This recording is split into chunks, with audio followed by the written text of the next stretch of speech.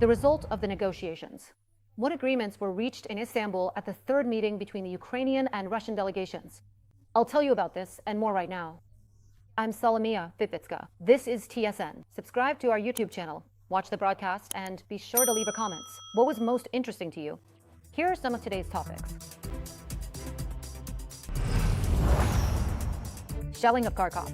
I heard a bang, jumped out, grabbed the dog, and then probably 20 or 30 seconds later, there was a second bang. Where did the Russians target this time, and how many people were injured? Ours at home. Donbass. How the ninth stage of the prisoner exchange has passed. Ukrainians are protesting. Shame. Shame. In which other cities are protests taking place, and what slogans are being raised at the rallies? The president is submitting a new bill on anti-corruption bodies to the Verkhovna Rada. Volodymyr Zelensky assured, this document guarantees the strengthening of the law enforcement system, the independence of anti-corruption bodies, as well as protection from any Russian influence. He insists the text is balanced and thanked everyone who stands with Ukraine. At the same time, the Verkhovna Rada assured that deputies are not going on vacation and promised to consider the presidential bill as a matter of urgency. This was stated in an exclusive comment to TSN by the Speaker of Parliament, Ruslan Stefanchuk. Europe is waiting for Ukraine's next step. This is how European Commission spokesperson Guillaume Marquez answered most questions from journalists regarding the elimination of the independence of NABU and SAP.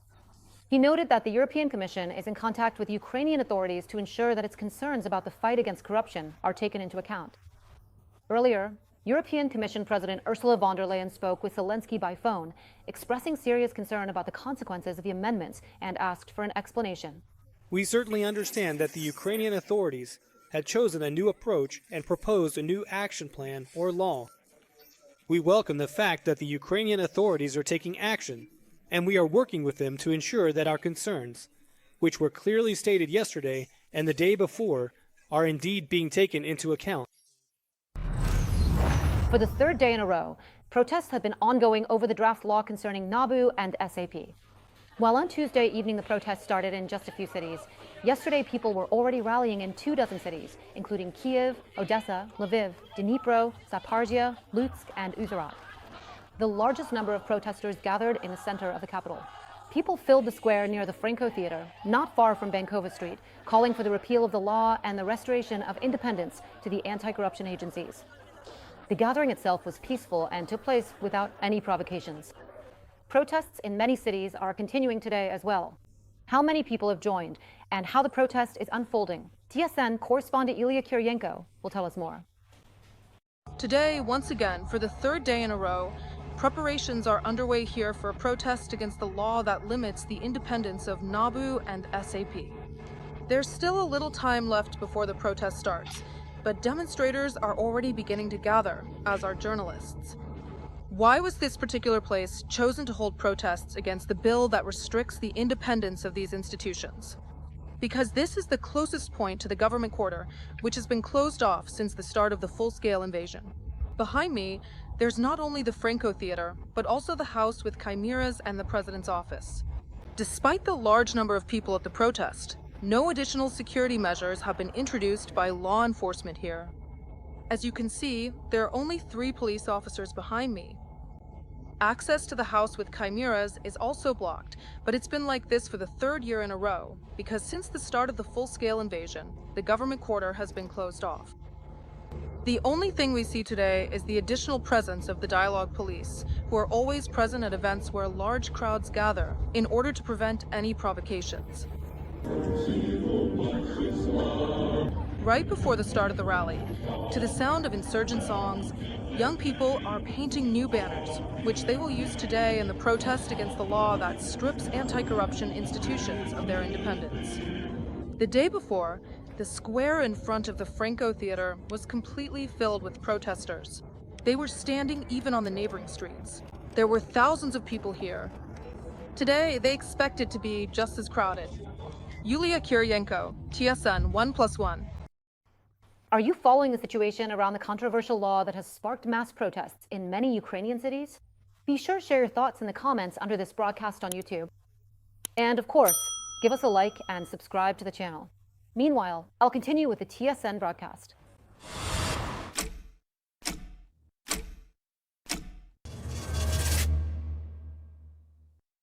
Ours are home. Over 1,000 people have already returned through 9 stages of exchanges under previous agreements in Istanbul. Just yesterday, Ukrainian servicemen from various branches of the military, the National Guard, the last defender of Zmini Island, and National Guardsmen who had been in captivity since the very beginning of the full-scale invasion, set foot on free Ukrainian soil.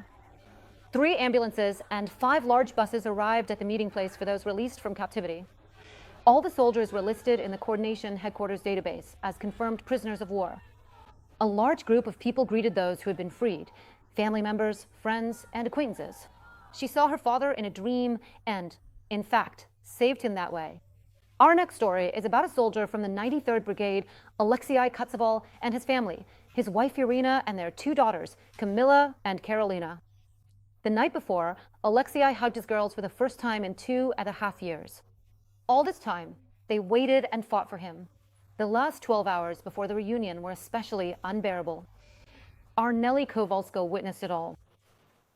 All 3 are wearing embroidered shirts. The younger one, Camila, is wearing a wreath and holding a huge heart in her hands. Was that on your heart? Daddy. What's your daddy's name? Lyosha. This heart has a secret. The most important thing is written on the back. I want Daddy to take me to 1st grade. Camilla has been waiting for her dad, Alexei, for almost half her life. I remember that when I was little, he was with me. He went to the front at the very start of the full-scale invasion, and a few months later, he was taken prisoner. Today, Camilla, her older sister Carolina, and their mom Irina have come to the exchange for the first time. They hope that this time their dad will be on the list. And they dream that he'll be told. We love you very much and we've been waiting for you. I think I'll cry from happiness. But their wait drags on. The exchange time keeps getting postponed from noon, then after lunch, then to the evening, and now it's already 10 o'clock. A crowd of relatives stands in complete darkness, with only their faces lit up by their phones. Everyone is hoping to see those long-awaited notifications. And suddenly, the air erupts with screams. Ukraine. Filet. We're with you. Boy. Mom. He's making a really big mess over there right now, and it's getting everywhere. Dad, call Bodia. Tell him right away, please, okay? Bring my husband back. He's back. I'll pick him up from the shed. The girls have come to us. All of them. Correct. Come on, show the text message. Where is it? Mom, show me. Irina is rereading the notification for the umpteenth time. Carolina can't hold back her tears. I rarely cry at all, but I can't help it.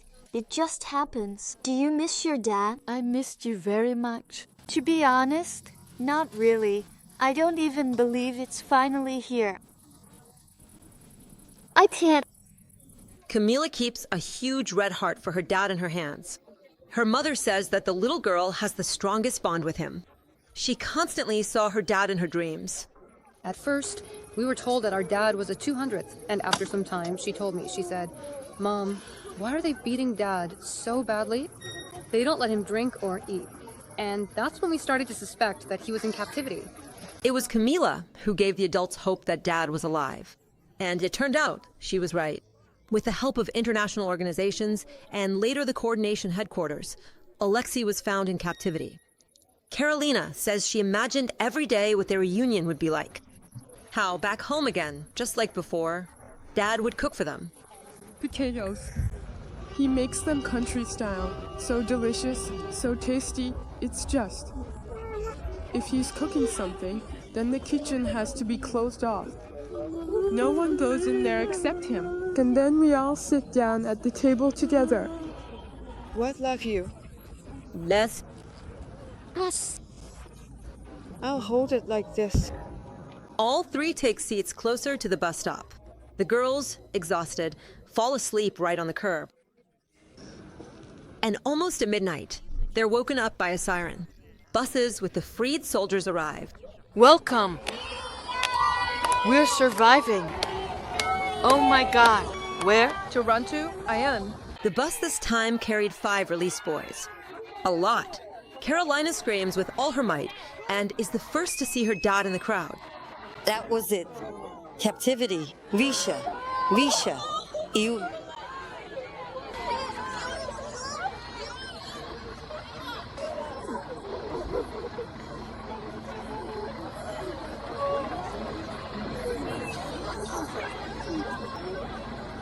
All of them. All of them.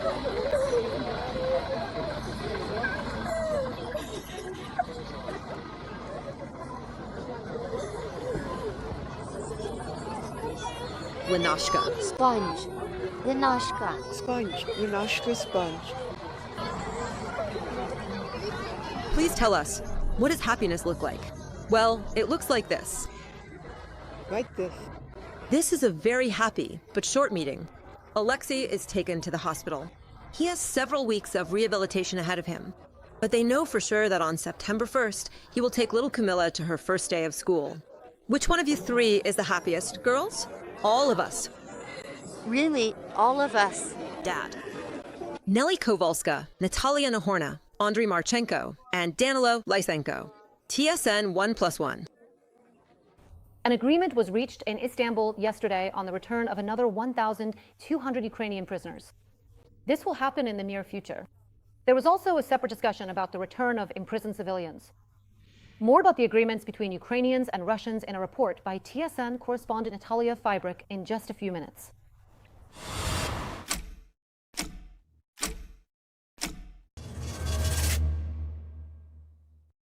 There are already more than 40 injured in Kharkiv.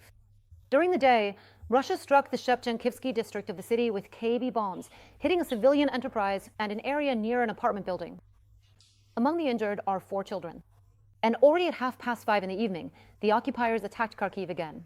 This time, the strike hit another district of the city and a private residential area. TSN correspondent Yulia Boyka reports on the consequences of yet another Russian terrorist attack. The morning in Kharkiv began with explosions. The Russians dropped 2 aerial bombs right onto residential buildings in the city center. One of the strikes landed near an apartment building. Among the wounded are children. The youngest is not even a month old. 2 powerful explosions rang out around 11 in the morning. These were Russian-guided aerial bombs. Both hit the densely populated Shevchenkivsky district. One of the bombs struck near an apartment building. In the bathroom, I was there at that moment. I heard a bang, ran out, grabbed the dog, and then, maybe 20 or 30 seconds later, there was a second bang. So I was caught in the apartment in the hallway. A fire started. I actually thought the apartment was burning. During the strike, I was on the balcony, closing the window, and, well, I closed the window, just turned around, and the blast wave, like, I didn't even understand what happened, threw me from the balcony into the kitchen. My ears immediately started ringing, and, well, I crawled. My child was in the bathroom, so I crawled over to her. As for me, well, I'm fine, everything's okay, it was just really scary, really. I was just lying on the couch. I didn't hear an explosion, but, it was more like a scraping sound, like a harsh screech. Well, it all happened in literally a minute. And then a bang, like a vacuum. I even tried to close the balcony window. I wanted to close it. But then it happened again, and it flew open. The blast wave threw it back. It slammed against the wall. The blast wave smashed up cars. About 15 of them caught fire, and windows were blown out in neighboring buildings. Preliminarily, there is also damage inside the apartment building itself. That's thousands of apartments. Basically, thousands of people have been left without their homes. All our services will now be working to identify people who, let's say, need alternative or temporary housing. We will make sure to accommodate everyone accordingly. Another strike hit a civilian sewing factory. A massive fire broke out there. It's a sewing workshop. There was a very large fire, which has just now been contained. A civilian enterprise was affected. It had no connection whatsoever to military facilities or military production, and still doesn't. The number of victims is increasing every half hour. At first there were 3, then 16. Then their number exceeds 30. It is known that at least 5 of the wounded are in the hospital, including a 33-year-old woman in serious condition. The range of the OMPV, 5 bombs used by the occupiers, is about 100 kilometers, according to the prosecutor's office. The Russians used a new weapon that had not been used before for strikes on the city of Kharkiv. It is a guided aerial bomb. They can launch these bombs even farther from safer locations for their aircraft. Utility workers and rescuers are working at the scene. Yulia Boyko, Alexei Badienko, Kharkiv, TSN 1+1. And in Cherkasy, there are already 12 injured, including a 9-year-old child. The enemy struck the city with 4 cruise missiles. Fires broke out at the impact sites. By morning, they had managed to put them out. About 24 houses, educational and healthcare institutions, many cars, and garages were damaged. A large section of the city cemetery was also destroyed. That's about 300 graves.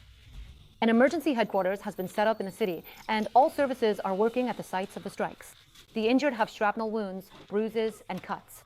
Preliminarily, none of them are in serious condition. The infrastructure that was affected is exclusively civilian infrastructure. About 15 apartment buildings have suffered consequences, broken windows, and damaged roofs. Investigative teams are working on site, gathering all the necessary information. They hit an apartment building, destroyed the legendary Privoz Market, and smashed up Primorsky Boulevard. There are already 4 injured in Odessa. Russia has once again attacked the city with strike drones.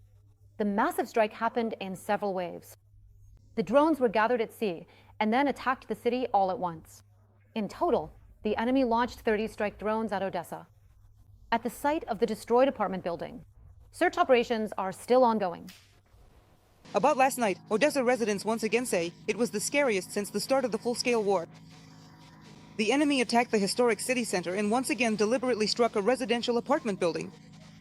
In the 9-story building in Moldavanka, there's a huge hole spanning 3 floors. The seismograph operated by rescuers shows that the panel could collapse at any moment.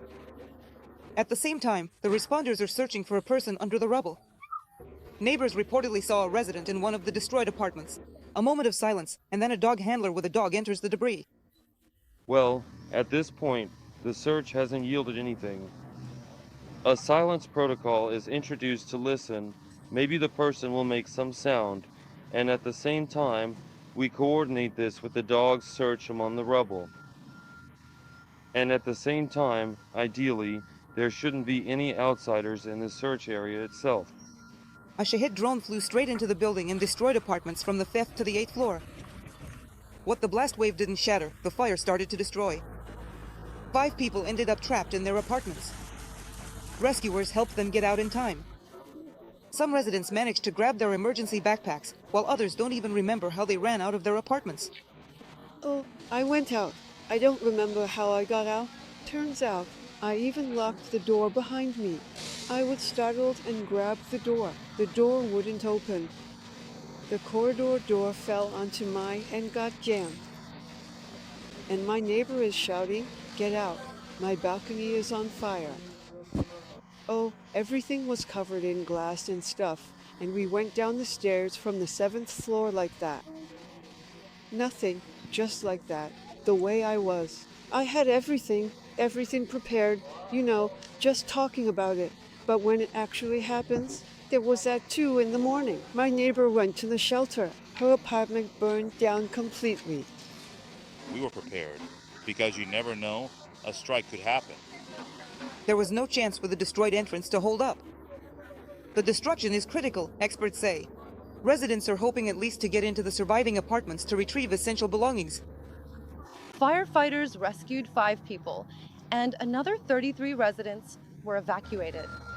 The fact that the building is severely damaged and there are occasional small collapses makes clearing the rubble much more difficult for us. And rescuers are working on the upper floors. Another massive fire broke out at the Privoz Market after the strike. The fire spread very quickly. Despite all the rescuers' efforts, 2 pavilions were completely destroyed. Many more shops and stalls were damaged. Everything was on fire, and they wouldn't let us in. Basically, we've been left with no trace of our existence at all. I've been working at this market since '94. Honestly, I just don't know how to live now, what to do next. There's a crater on Primorsky Boulevard. Windows are blown out in the architectural monument, the local hotel, trees are shattered, and streetlights are broken. Experts are currently assessing the damage in the historic city center. Alina Chernyieva, Ivan Savchenko, Odessa TSN 1+1. Russian occupiers have advanced near two settlements in the Donetsk and Kharkiv regions, according to experts from the Deep State Project. Analysts reported on the Russian advance near the village of Novoeconomic in Pokrovsky district. In particular, the occupiers have seized positions along the eastern outskirts of the settlement. Enemy army advances have also been recorded near the village of Zelensky High in the Kharkiv region. There, Russian forces are advancing in an area that the Ukrainian armed forces had previously liberated during the counteroffensive in the fall of 2022. The invaders are using the tactic of small infantry groups to infiltrate the territory of Sumy region, according to border guards. At the same time, there have been fewer attempts by enemy sabotage and reconnaissance groups. The number of saboteurs is increasing in the Chernihiv region. The defense forces are not only repelling attacks, but also conducting their own raids behind enemy lines. While carrying out special tasks near the Russian border, a unit of the Special Operations Forces came under heavy artillery fire from the enemy. Under intense fire, our soldiers spotted a group of Russians who were trying to set up a new position.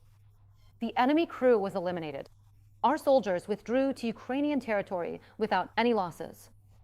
In total, 172 combat engagements were recorded over the past day.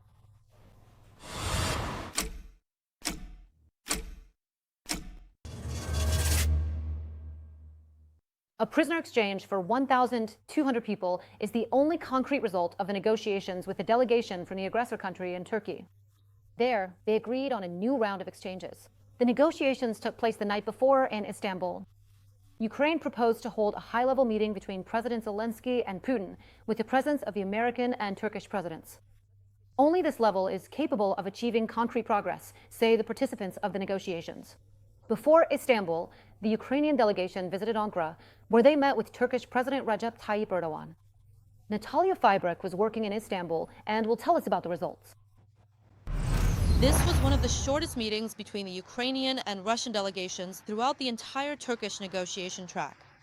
The general negotiations lasted only 35 minutes. Before that, Rustem Umerov had meetings with Vladimir Medinsky and the head of the Turkish Foreign Ministry. It is being called a preparatory meeting. They also discussed the main negotiation issues separately: humanitarian, political, and security matters. The delegations arrived at the Sergin Palace around 6 in the evening. The general negotiations started at about 8:30 in the evening. They were opened by the Turkish Foreign Minister Hakan Fidan. After the negotiations, journalists, in the usual chaos of these meetings, divided up who would go to the Ukrainian side's press briefing and who would go to the Russians. Ukraine insists on a meeting at the highest level. This was stated by the head of the Ukrainian delegation, Rustem Umerov, at the briefing. Priority number one is to organize a meeting of the heads of state. The participation of Presidents Trump and Erdogan would be extremely valuable. A real ceasefire and an end to all strikes on civilian infrastructure. These could be the first important steps toward lasting peace. We are proposing to the Russian side to hold such a meeting of leaders by the end of August. By accepting this proposal, Russia will be able to demonstrate a constructive approach to the whole world, including our partners. The only track where there is a concrete result is the humanitarian one. The new round of prisoner exchange is expected to cover more than 1,200 people. Ukraine insists on the return of civilians and abducted children, as well as on a real ceasefire on land, in the air and at sea. Ukraine insists on a complete and unconditional ceasefire as a necessary basis for effective diplomacy. We are ready for a ceasefire right now and to begin substantive peace negotiations. The next step is up to the other side. We emphasize that the ceasefire must be genuine. This must include a complete halt to strikes on civilian and critical infrastructure. After the negotiations, the Russians said that a high-level meeting still needs to be prepared. They proposed working groups to operate online and short-term ceasefires for 24 to 48 hours, while Ukraine is demanding a comprehensive silence regime. The Turkish negotiations ended with a call for a meeting at the highest level. And, in fact, just like last time, they hope that maybe Donald Trump's ultimatum to end the war in 50 days will actually bring Putin to the negotiating table in Istanbul. Reporting from Turkey, Natalia Fibrik and Denis Savchenko, TSN 1+1. The Ukrainian side in Istanbul once again did everything not just to raise the issue of returning prisoners of war, Ukrainian civilians, and our children from Russia, but also to achieve some constructive progress in the negotiations. Dmytro Lubinets, the Verkhovna Rada Commissioner for Human Rights, told TSN about this. We are not just raising the issue, we are proposing concrete steps, suggesting new mechanisms and involving new mediators so that the most important thing happens: the physical return of Ukrainian citizens from Russian territory. A passenger plane has crashed in Russia. None of those on board survived. The N-24 was traveling from Khabarovsk to Tinda, was unable to land, went for a second approach, and then lost contact. According to various reports, there were between 46 and 49 people on board. The wreckage was found 16 kilometers from the airport, but the rescue helicopter couldn't land nearby, so rescuers are making their way there by land. An investigation has been launched under the article for violation of aircraft operation rules, resulting in the death of more than 3 people. The Russian commander who last year ordered the downing of an Azerbaijan Airlines passenger plane, killing dozens of people, has been promoted. His name and photographs have been published in the local press. He is Major General Alexander Tolokelo of the 51st Air Force and Air Defense Division.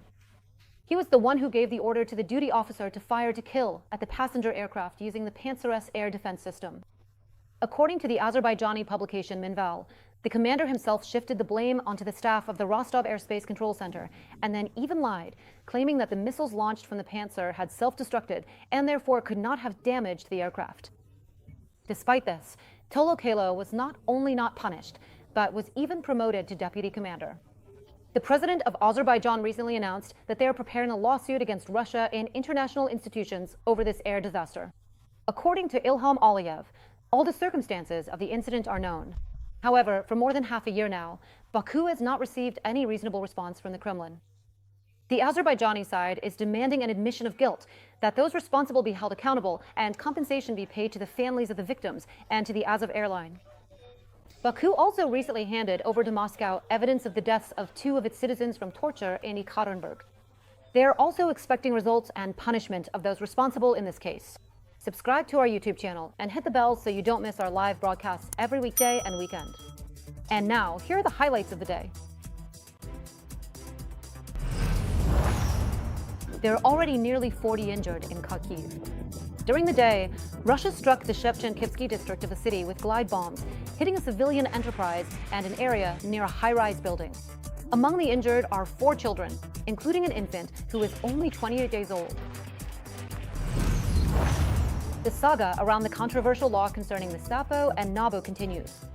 The president is submitting a new bill to the Verkhovna Rada, which, he assures, will guarantee the independence of the anti-corruption agencies. Parliament promises to pass it without delay. Meanwhile, for the 3rd day in a row, large-scale rallies are taking place all over Ukraine. Ours are home. Over 1,000 people have already returned through 9 rounds of exchanges under previous agreements in Istanbul. The day before, Ukrainian servicemen from various branches of the National Guard set foot on free Ukrainian soil. The last defenders of Zmini Island, the National Guardsmen who had been in captivity since the very beginning of the full-scale invasion.